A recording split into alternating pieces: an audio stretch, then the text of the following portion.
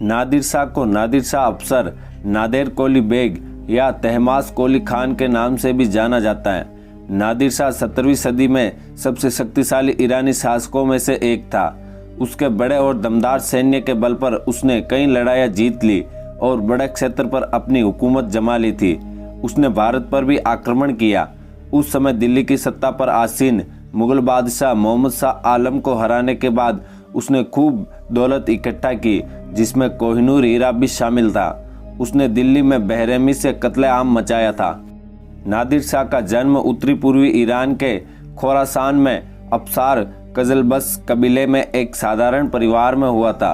उसके पिता एक साधारण किसान थे। उसके पिता का देहांत उसके बचपन में ही हो गया था।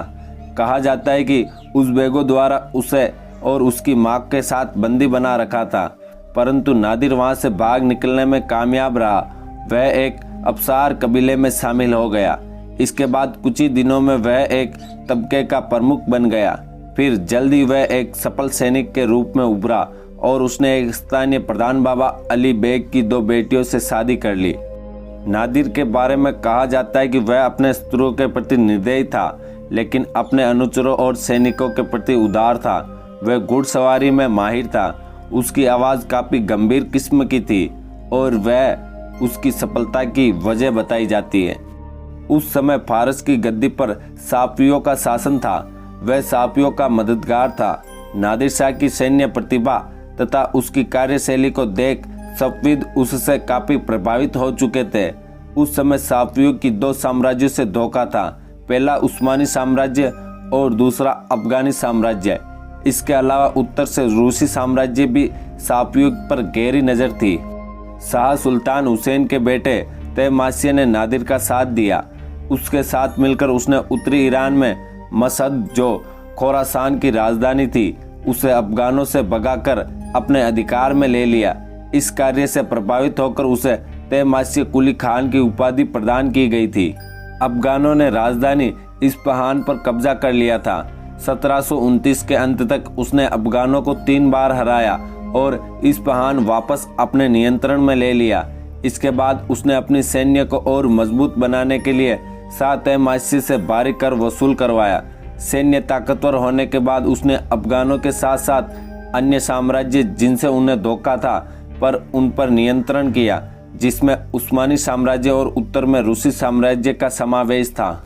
नादिर की सैन्य सफलता तहमासिया से देखी नहीं गई। उसने अपनी सैन्य योग्यता साबित करने के लिए उस्मानों के साथ फिर से युद्ध शुरू कर दिया, लेकिन वह हार गया और उसे नादिर द्वारा जीते हुए कुछ प्रदेश उस्मानों को लौटाने पड़े। पश्चिमी दिशा में अच्छा खासा प्रदेश अपने अधिकार में लाने के बाद वह पूर्व दिशा में ध्यान केंद्रित करने लगा। उसने पूर्व दिशा में सबसे पहले कंधार पर अधिकार कर लिया, इस बात का बहाना बनाकर कि मुगलों ने अफगान भगोड़ों को शरण दे रखी है। उसने मुगल साम्राज्य की ओर कूच किया। उसने फिर काबुल पर अधिकार जमाया और दिल्ली पर अपना निशाना साधा और आक्रमण कर दिया। करनाल में मुगल राजा मोहम्मद शाह और नादिर की सेना के बीच लड़ाई हुई। इस जंग में सेना छोटी होने के बावजूद नादिर की सेना ने जीत हासिल की। 1739 में जब दिल्ली पहुंचा, उस समय यह अफवाह फैली कि नादिर शाह मारा गया। इससे दिल्ली में भगदड़ मच गई और फारसी सेना का कत्ल शुरू हो गया। उसने इसका बदला लेने के लिए दिल्ली में भयानक कत्लेआम मचाया। कहते हैं कि एक दिन में उसने 20,000 से 22,000 लोगों की हत्या कर दी। इसके अलावा उसने उस समय दिल्ली की सत्ता पर आसीन मुगल बादशाह मोहम्मद शाह आलम से विलुप्त धनराशि भी जब्त कर ली। मोहम्मद शाह ने सिंधु नदी के पश्चिम की सारी भूमि भी नादिर शाह को दान में दे दी। हीरे जवाहरात का एक जखीरा भी उसे भेंट किया गया, जिसमें कोहिनूर हीरा भी शामिल था। कहा जाता है कि दिल्ली से लौटने पर उसके पास इतना धन हो गया कि अगले 3 वर्षों तक उसने जनता से कर नहीं लिया। नादिर शाह ने 11 वर्षों तक शासन किया और अपने कार्यकाल के दौरान उन्होंने कई उपलब्धियां हासिल की। नादिर शाह अफसर का मकबरा एक इमारत है जिसका निर्माण मशहद शहर में नादिर शाह की याद में किया गया था।